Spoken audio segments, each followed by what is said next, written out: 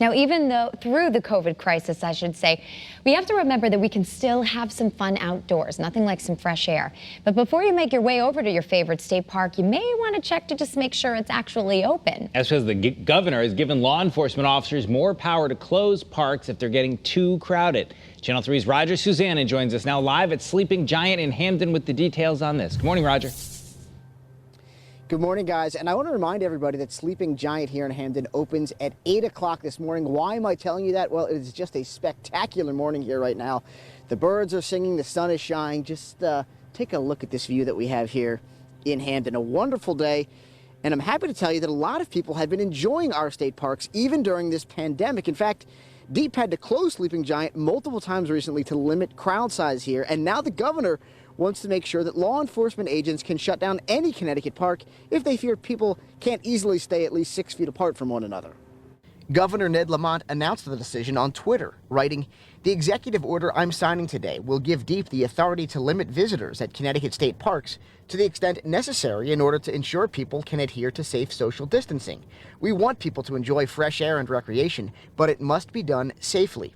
The governor did not provide exact parameters for when DEEP investigators would actually shut down state parks, but officers will be able to use their best judgment to ensure trails don't become too crowded.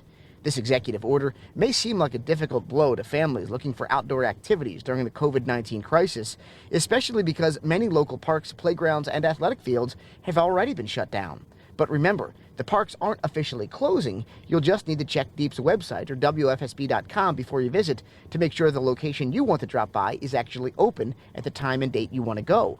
Folks we spoke with earlier here at Sleeping Giant say as long as you take precautions and socially distance, our state parks can still help you get through these difficult times. It seems like many people are keeping their distance, although I feel like most people are becoming more just friendlier. I feel like more people are smiling, which is really nice to see.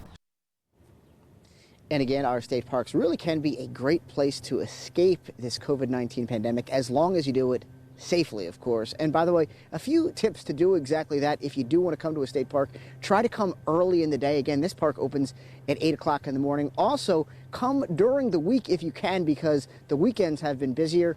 And also, use common sense. Our producer, Julian, actually surprised me, did a very smart thing last weekend. He came here to Sleeping Giant. He saw how busy the parking lot was, so he went to a different, less crowded state park. So again, as long as we all use common sense, we can get through this thing together. Reporting live in Hamden, I'm Roger Susanna, Channel 3 Eyewitness News. Guys, back to you.